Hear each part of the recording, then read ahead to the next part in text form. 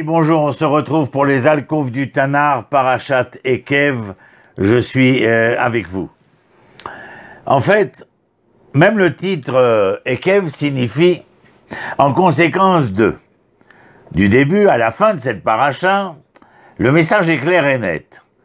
Tout ce que nous faisons fait une différence et quelqu'un, Dieu, le monde, les gens qui nous entourent, l'observent et est profondément affecté par ce que nous faisons. Maintenant, ce n'est pas si facile, ce n'est pas très amusant de vivre au grand jour, là où tout le monde remarque tout ce que nous faisons. Cependant, ces chapitres de la Torah nous rappellent que chaque action que nous entreprenons ou évitons de prendre auront des conséquences réelles. Moshe met en garde les Hébreux. Vayahim Shamuat Ishmeu el Mitzvotai, dans le livre de Dvarim, au chapitre 11. Cela n'arrivera que si vous écoutez mes commandements. Le livre de prière du judaïsme réformé a supprimé ce deuxième paragraphe du schéma, le saviez-vous? Pourquoi? Bien parce qu'il implique que lorsque nous pratiquons une mitzvah, nous pensions immédiatement aux résultats dans ce monde, la pluie, les récoltes, la bourse, le mieux, le meilleur pour nous. Même nos Amoraïm dans le Talmud se sont également sentis mal à l'aise avec ce paradigme. Et dans de nombreux endroits, on cherchait à limiter nos attentes, ou même à dire qu'il n'y avait pas de récompense visible dans ce monde. Cependant, lorsque nous pouvons ne jamais voir les résultats de nos actions, de nos inactions, notre tradition est ferme et claire. Il y a, envers et contre tout, des conséquences. Il y a presque 2 siècles de cela, Rabbi Chaim de Volodjine écrivit un ouvrage brillant de mysticisme juif qui s'appelle Nefesh HaChaim, dans lequel il consacre 1/4 de son volume à prouver que chaque action que nous créons, que nous faisons, chacun de nos faits et gestes, eh bien, crée d'innombrables mondes, bons ou mauvais. Sa vision de la vie après la mort était que lorsque nous mourons, nous vivons dans tous ces mondes que nous avons créés. Nous ne pouvons pas surestimer l'impact que même nos gestes, nos mots, nos pensées, nos actions les plus simples ont. Incroyable! Et Kev se concentre sur la manière dont nos actions nous permettront d'entrer dans la terre, d'entrer sur la terre d'Israël et de la faire prospérer ou bien de la laisser se détériorer.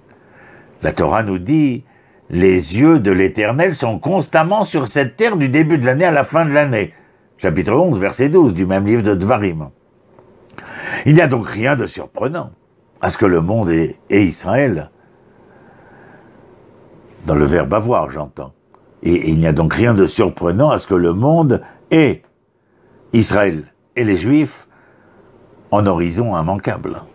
Chaque action de l'État d'Israël pour se défendre ou faire face à ces multiples défis ne semble pas, mais se manifeste à la une des journaux et permet aux verbes des manifestants de tous bords et de militants sur les campus universitaires de s'exprimer à haute et intelligible voix.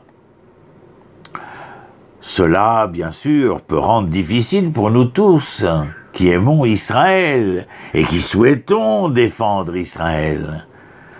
Cela signifie donc qu'Israël et les Israéliens, les nouveaux Hébreux, doivent être à même de pouvoir prouver au monde comment chaque action, chaque acte d'un État ou d'un individu a un impact. Nous ne pouvons pas nous attendre à ce que le monde apprécie Israël, mais il nous est constamment rappelé, réitéré, qu'il est important d'essayer de faire et de marquer cette différence. J'ai dit différence, je n'ai pas dit séparation. Israël n'est nullement séparé de qui que ce soit. Il est simplement différent et il doit pouvoir faire valoir cette différence-là. Alors la prochaine fois que vous aurez l'occasion de prendre la parole, de dire bonjour, de prendre position, de faire du bénévolat, je ne sais moi, ou même de devoir vous mettre en avant pour soutenir votre préséance, rappelez-vous, Dieu regarde et le monde attend. Des mondes mystiques innombrables et insondable selon le Nefesh Hachaim et des conséquences réelles qui découleraient du fait que nous relevions le défi, ou bien, si nous sommes incapables de relever ce défi, eh bien de vous dire, retournez au confortable de vos téléphones portables et continuons eh bien, de nous cacher derrière nos écrans. Le choix nous appartient. Mais rien n'empêche que l'impact est réel. Notre planète aujourd'hui est également façonnée par une histoire de souffrance et par des relations dégradées. Les catastrophes naturelles comme le cyclone de 2008, pour prendre un exemple, qui frappa la Birmanie, fit près de 15 000 morts, des disparus, 1 million de sans-abri, nous rappellent que l'impact des catastrophes ne concerne pas que la nature. Il est profondément enraciné dans les inégalités aussi, les relations rompues, celles de la violence, de la guerre, du racisme, des déséquilibres, de l'injustice sociale, qui jettent les bases d'une tragédie et d'un désastre présent et tout autant à venir. J'entendis par exemple cette déclaration à la suite de l'ouragan Katrina. Nous avons tendance à penser que les catastrophes naturelles sont en quelque sorte aléatoires, incertaines. Pourtant, il a toujours été ainsi. Les pauvres sont en danger. Il est dangereux d'être pauvre. Il est dangereux d'être noir. Il est dangereux d'être latino. Il est dangereux d'être l'étranger. Il est dangereux d'être l'étrange. Il est accablant de discuter de cette réalité. D'autant plus que de nous permettre de nous affliger à propos de l'état du monde. Ce que nous attendons ici, si nous sommes conscients de la cause et des effets, il est temps de se remettre en question, de se repentir, d'essayer de trouver comment élaborer une véritable réparation. D'ailleurs, cette rédemption ne sera possible que si nous reconnaissons l'impact que peuvent avoir des relations humaines détériorées sur la vie de cette planète.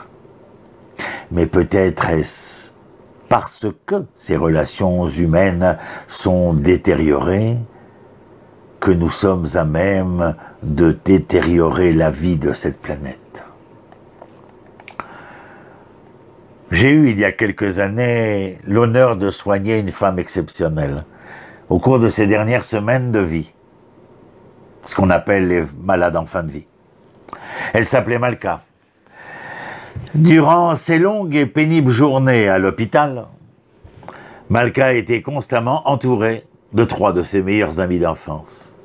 Alors un jour, je leur demandais ce qui avait bien pu les garder si proches les unes des autres. Eh bien, soupira une de ses amies. Si nous sommes si intimes encore et toujours maintenant, c'est parce que Malka, un jour, nous brisa le cœur. Mais il y a de cela de nombreuses années. Elles me racontèrent.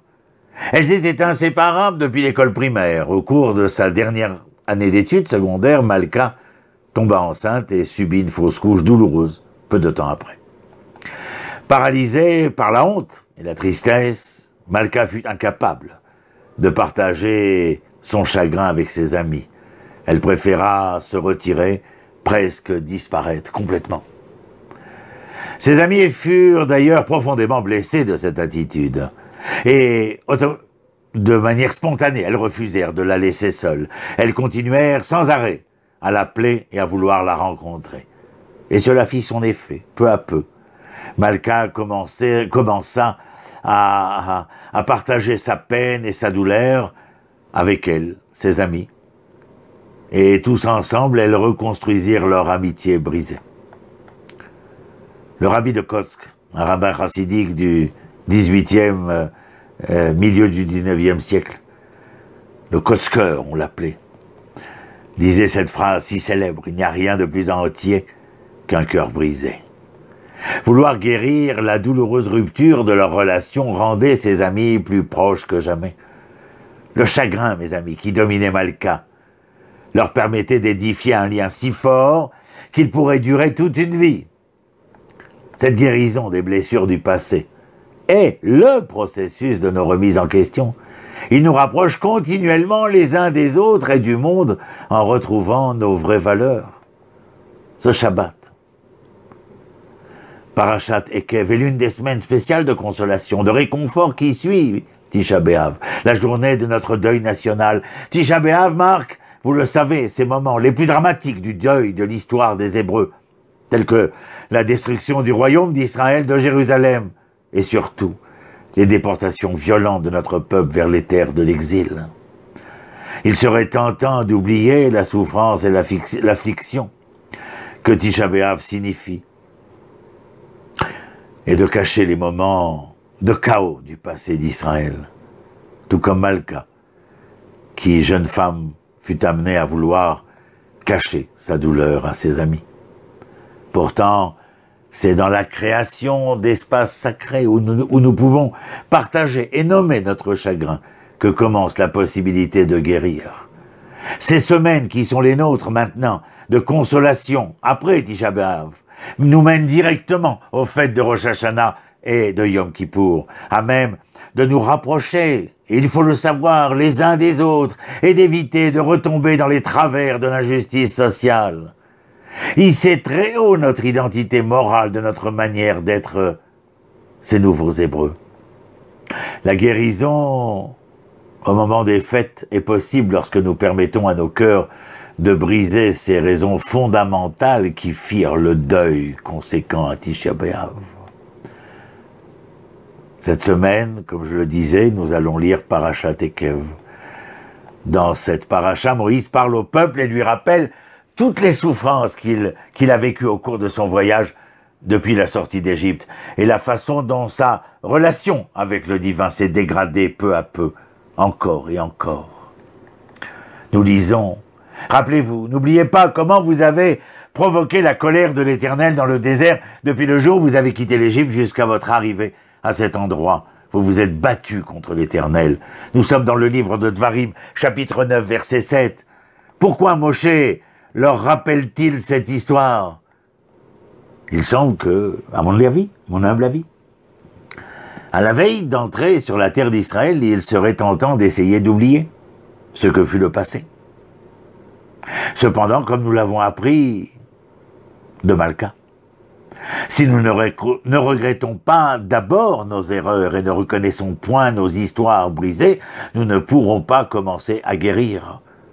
Le peuple ne pouvait commencer son histoire nationale qu'après avoir nommé et avoué ses duplicités, celles qui les avaient conduits et fourvoyés. Ils ne pouvaient réellement reconstruire leur lien avec Dieu qu'après avoir reconnu les dommages causés à leur relation. Une mauvaise conjugaison du verbe aimer. Cette semaine, lors de cette lecture, puissions-nous nommer publiquement toutes les déchirures de notre monde, dans nos lieux les plus sacrés, dans nos maisons, nos synagogues, nos rues, notre pays, afin que nos larmes puissent commencer à apporter la guérison et la véritable plénitude, si ce n'est la sérénité, à un être au cœur brisé. Je vous dis Shabbat Shalom. Les alcôves du Tanar se poursuivent, si Dieu veut, semaine après semaine, et depuis Hebron à ma droite, les plaines de Mamré à ma gauche, je vous réitère Shabbat Shalom et vous souhaite, à vous aussi, à nous tous, le mieux et le meilleur. À bientôt.